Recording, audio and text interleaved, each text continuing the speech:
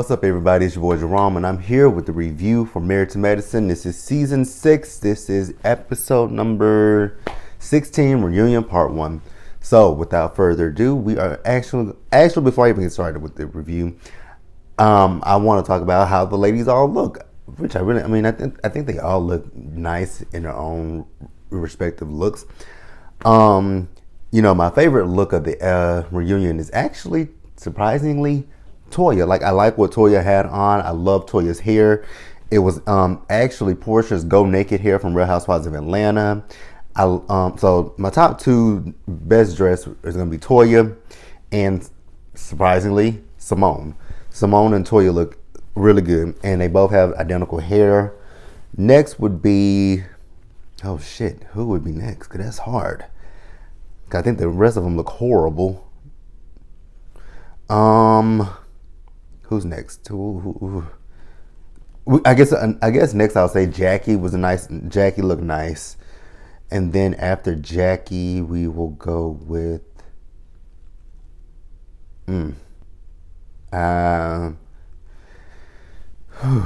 Contessa, I guess. Because Contessa's, and the only reason why I'm going to say Contessa because her titties were out and her titties look nice.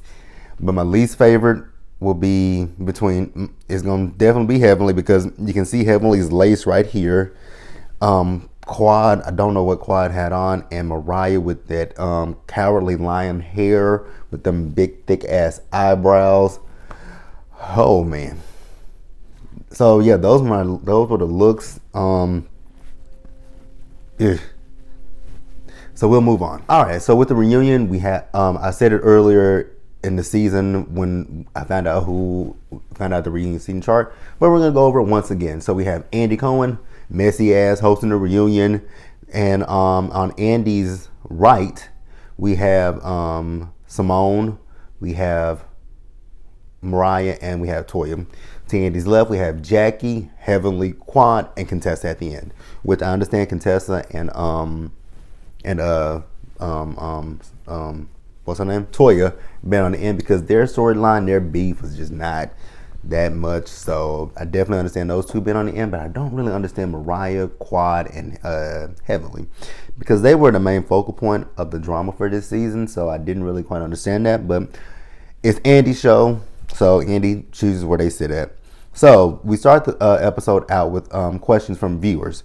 So one question was we all know how enamored Heavenly is with Daddy.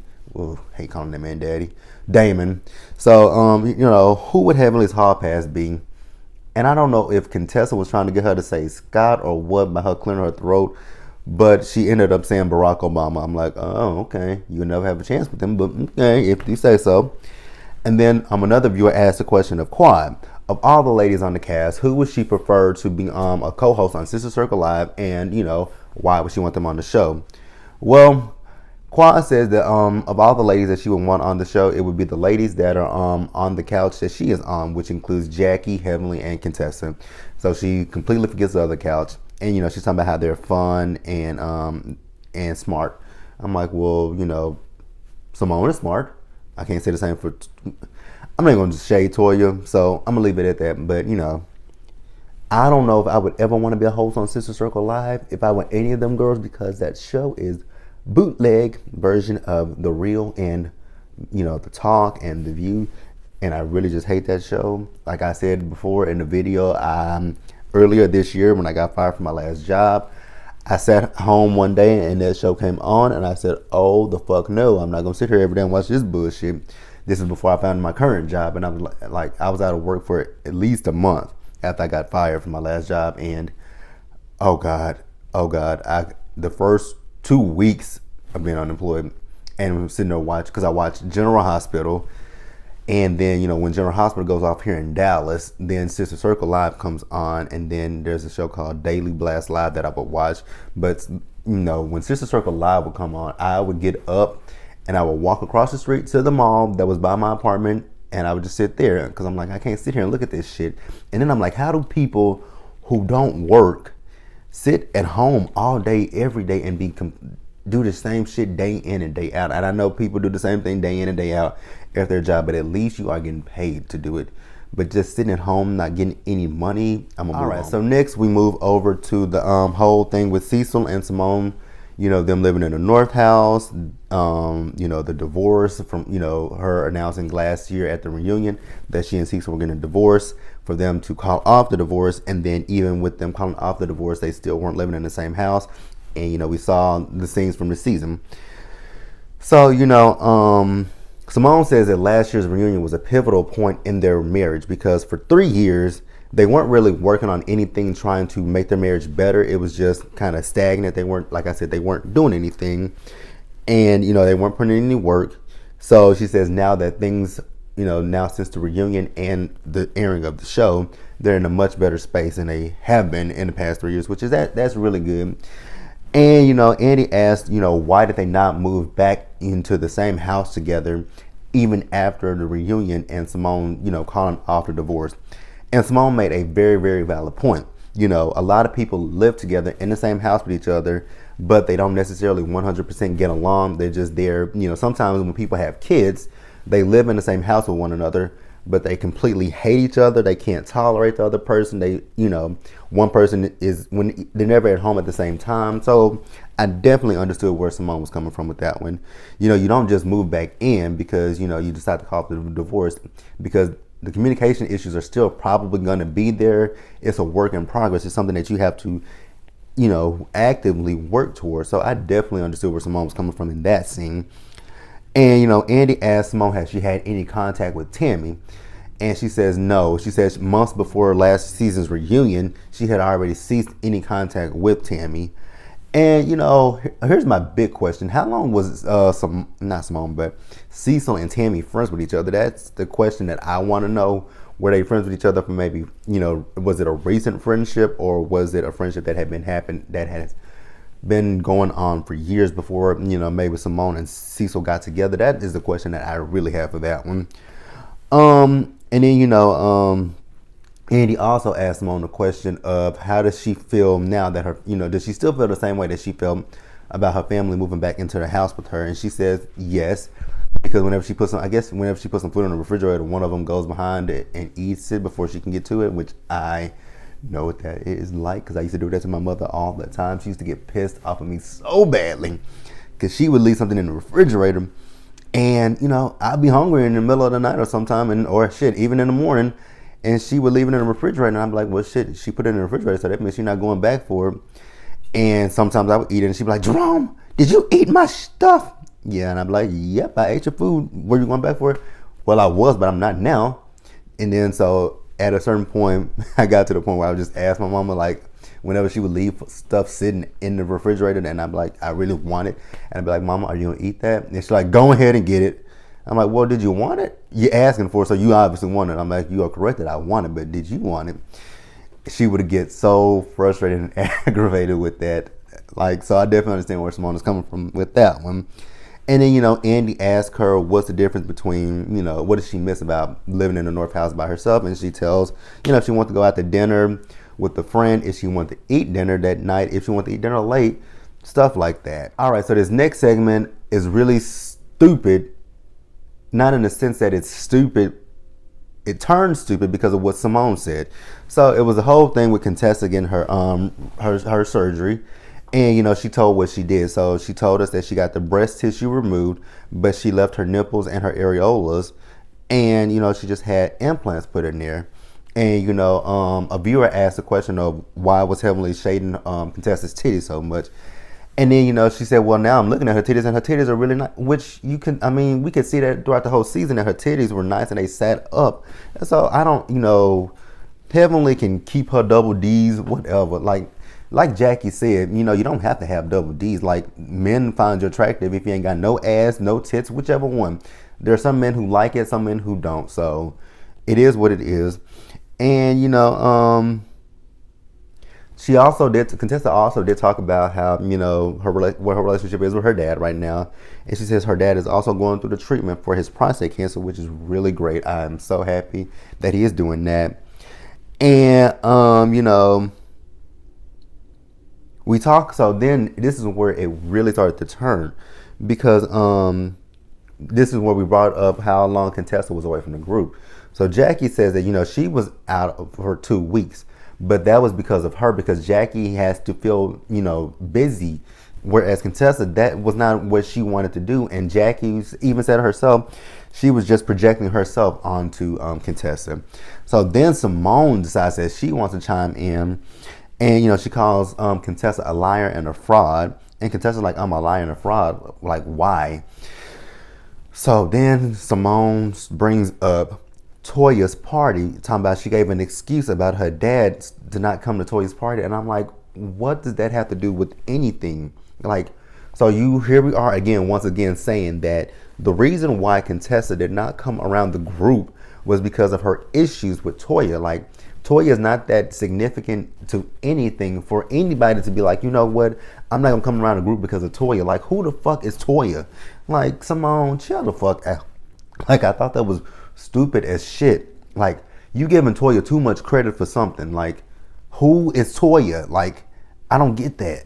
Toya is I'm not gonna say she's nobody in that sense, but where it pertains to Contessa and her surgery, Toya is insignificant. She's nobody. Like, the bitch had her breast tissue removed and had some implants placed in her titties. Like, that shit had to hurt. Like, you think the bitch want to just walk around in pain? Like, oh my God. Like, I was just sitting there looking at Simone like, what the fuck? And then she's just sitting there screaming and arguing and yelling and getting loud. I'm like, Simone, why the fuck are you getting so loud? Like, Contessa said that she did not come around the group because of Toya. That had nothing to do with it. And then Andy asked Jackie, did she feel that way? And Jackie said at first she did, but then she asked Contessa, and Contessa said no, so she left it at that. And that's where Simone should do. Just leave it. If Contessa says that I did not come around the group because of Toya, it wasn't because of Toya, let that be. Stop harping on it. Stop focusing on it. Stop letting it fester. Like, let that shit go. Like, and first of all, it ain't got nothing to do with you. Contessa didn't come around the group not because of you, so shut the fuck up. God, she got on my damn nerves with that bullshit. Oh, and I also did forget to mention that Simone was talking about how, she's never been drunk around these girls, and I'm like, really? You ain't never been drunk around these girls, but you was asking for a rum punch. Like, okay, Simone, if you say so. I don't believe you, but if you say so. You might not have been drunk to that extent, but you could have been a little bit inebriated, a little buzz. Ain't nothing wrong with that. Like, oh my God. But Simone was ever so slightly working my last motherfucking All right, nerve. So then we talk about the kids of Marriage to Medicine. So, we see how they all have grown up over the course of 6 years. And, Andy asks the questions about how Andy asks about the kids. And we find out that Heavenly also has another son that we've never saw who's 17 years old. He just refuses to film, which I'm like, okay, that's pretty cool. He just refuses to film. That's his prerogative.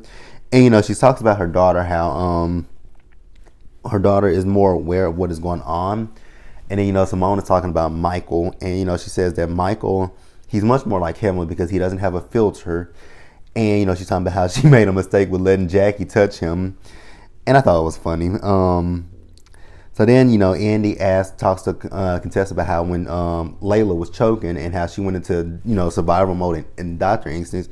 And she said she's always on doctor mode. So she's always, prepared for anything to happen. And then, they asked the question of, if Toya has had the conversation of the birds and the bees with her son. She says no. And then, Andy asks Simone about her kids. So Simone says that she has an open conversation with Michael, whereas Miles is more comfortable with talking to his dad about anything. And then, Jackie is talking about how she had this patient who was 10 years old and pregnant by a 13-year-old. And I actually remember reading that story a few years ago. It was a little, I don't want to say it and come off racist, but it was a white girl and a little white boy. They were, which how the hell do you not know your 10-year-old is having fucking sex? Like, oh God. I know the look on her parents' faces when they found out that their 10-year-old was pregnant. Like, what the fuck? Like, that shit is crazy.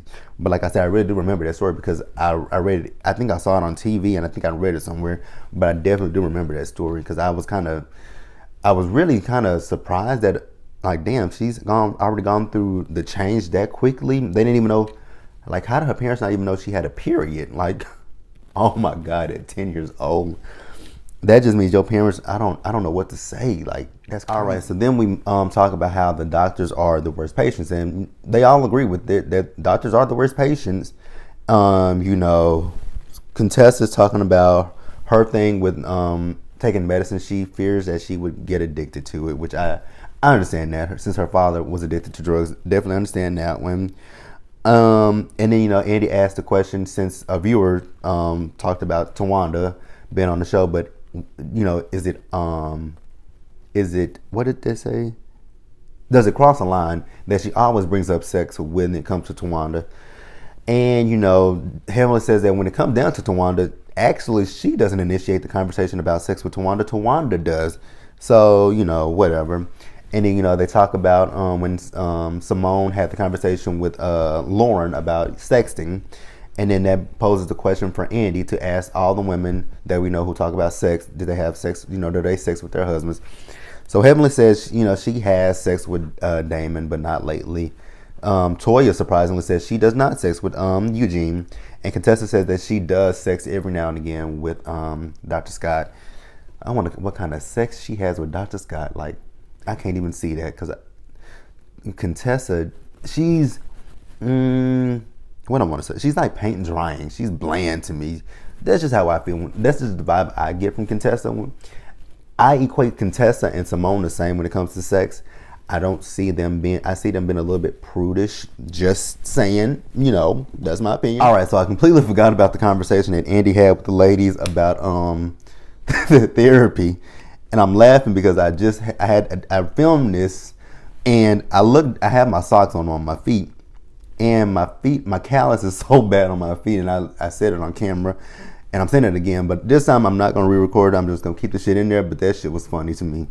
So, you know, in a nutshell, Quan says that, you know, despite all the things that she and Greg did, you know, with the therapy, with the rolling around on the floor, she thinks that it was helpful. And I definitely agree. That, like I've said, that is the one thing about Married to Medicine I definitely do like, because they deal with real life stuff.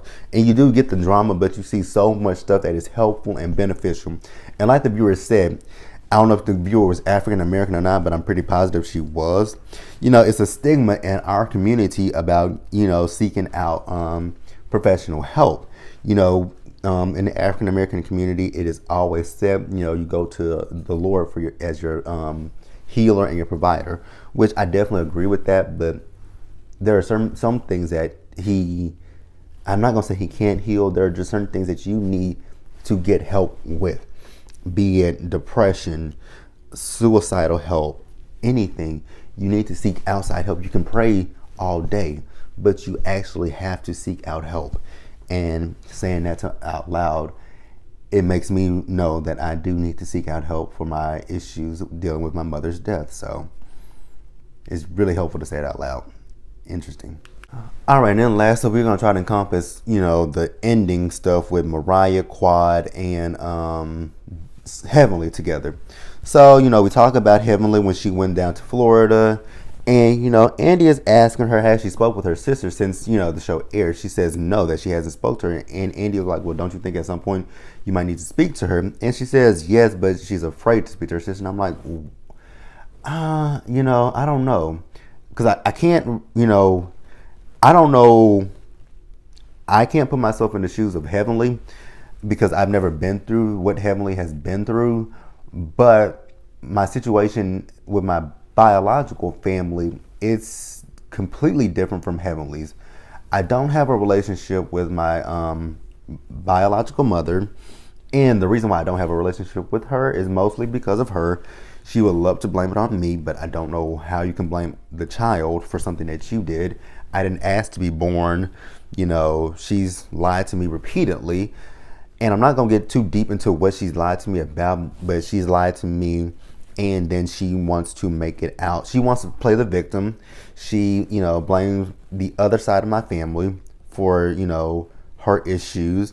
She's also, in a sense, blamed me for some of her issues, which again, like I said, I'm the child. I didn't ask to be born, so I don't understand how you can blame me. I mean, I know how you can blame me because of my mouth, because I don't have a filter, because I say the first thing that I think. I say the first thing that comes to my head. Sometimes it's not always the right thing or the most politically correct thing, and it's not even something that I sat down, internalized, filtered, and then said it to you. It's just the first thought that comes to my head, and I just blurted out. So that is, yes, definitely my fault. Well, no, it's not really my fault. I just can't control what I say to people.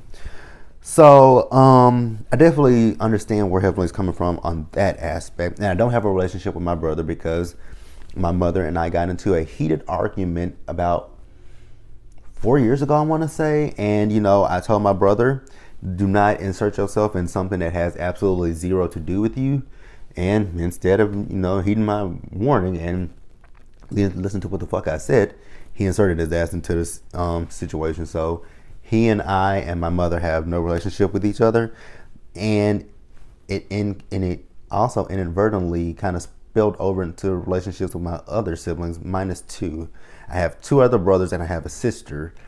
I don't really have a relationship with my sister because my sister lived with my birth mother and my stepfather, and so I had to sever that relationship. And then my middle two brothers, I still have a relationship with them because they didn't live with my mom. They are a few years under me, so they're adults. And even my sister's grown, but at that time, she was still a kid, and I just had to sever that relationship, which I hated it because I love my little sister to death.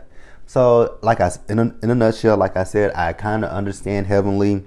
I kind of understand her on one side, but her situation is completely different from my situation. So then Andy asked Mariah, how does she feel, about what she saw on TV about Heavenly.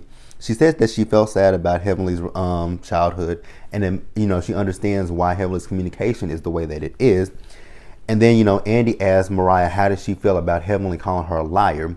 And she said, she did not like the fact that Heavenly called her a liar and that it was character assassination. And then, Andy asked the question of Heavenly, how does her mom feel about everything that she said on this show this season? And she says that her mom is okay with it because it is the truth. And that, she says her mom was a great parent. And, what else did she say? She said her mom was a great mother, but her mom raised her where she suppressed so much stuff. And, Andy asked her about her dad. And, she says that she hadn't been in the house since he died, and that she suppressed so much energy, so much stuff because she didn't want to feel weak and she didn't want to feel out of control, which I understand that, I'm a control freak. I like to always be in control of my surroundings. And when I'm not in control, it kind of puts a big damper on me, and I'm trying to get out of that. And then Jackie says that, she feels like, what is her name? Heavenly is not willing to face anything, which I definitely agree with that, because anytime Jackie says something to Heavenly, she's combative. And then, she just says that she kind of feels like she's deflecting, which she does deflect. And even in this scene, she was deflecting with Jackie. She kept putting stuff on Jackie instead of talking about her. So I definitely agree with that. So then Andy wants to know why Mariah and Heavenly don't like each other. And Mariah says that she doesn't really, it's not that she doesn't like Heavenly, it's the fact that she doesn't like that Heavenly always talks about her mother, which, Heavenly knows that is not a sore spot for her. And then Heavenly says, well, she says your mama in a joking way. And I'm like, I get it. I would get it more if you were 5 or 6 years old and that was your only comeback, but you're not 5, 6, 7, and 8. You're a full grown ass woman talking about your mama. So whatever with that one. And then, she's talking about how her husband is respected and she felt like that was unwarranted. Then why don't you, if you feel that Dr. Damon is unwarranted and he's respected, why don't you feel that Mariah's mother is the same thing and not talk about her mama? I don't get that. So then we move over to these receipts that Mariah has. Heavenly says she brought her glasses so she can see the receipts. So then Andy asks Mariah, does she have the receipts? Quan says Mariah don't have the receipts. Mariah says I do have the receipts. They are in my dressing room. And then we see the scene earlier where they record, before the reunion was started, where they were getting dressed in their dressing rooms. We see, Aiden talking about he has the receipts. And I'm like, and then, Mariah's like, I don't want to bring out those receipts because that is low and I don't want to do that. and I'm with Andy, but you are the one who brought this up, so why not bring out the receipts? She said, yes, I am the one that brought it up, and I'm also going to be the one that ends it. And I'm just like, okay, Mariah, if you say so, whatever, whatever, whatever, whatever. So, then Heavenly says that Mariah's a liar, and she said, what have I lied about? And then, and she says, I don't know, she's a liar. And instead of going to maybe Jackie, Contessa, Toya, or Simone, she looks right to Quan and says, ain't she a liar, Quad? And I'm like, of course Quad is gonna say she's a liar. And Quad does say she's a liar. And then Quad gives an example of what Mariah has lied about. So so Mariah, and on this channel, when it comes to shit like this, I'm gonna say allegedly. I'm gonna be like Queen's Court, allegedly, allegedly, allegedly. So allegedly, which I saw this in the blogs, that Quad allegedly slept with Lake's husband, and I don't know who to believe with this one, because if I saw Mariah was up there, I don't know if she even had any tears coming out of her eyes, but she was crying.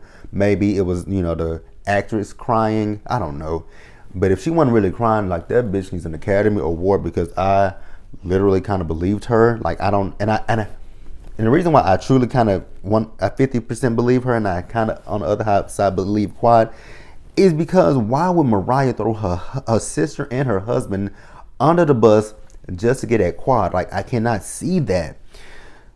And then Mariah's like, she saw it with her own two eyes that Quad came. They went to Quad's house. Quad had her brother-in-law's shirt on. She smelled like her brother-in-law, and she had some of his business cards. And I'm like, okay, I don't know what to believe. And then they just start screaming at one another. Andy, he really couldn't even get any kind of control of that at that point, because those two were just going back and forth. And then out of nowhere, Quad accuses Mariah of snorting coke. I'm like, oh, well, god damn, how low can you go? Y'all both took some low blows. But that was the end of part 1 of Married to Medicine Reunion. Part 2 is next week. And I know Real Housewives of Atlanta come on Sunday, and Love and Hip Hop New York comes on Monday. So I'm gonna make a video on fucking Christmas Eve. Fuck you, Mona, and fuck you, Andy. But I will see you guys on Sunday for Real Housewives of Atlanta.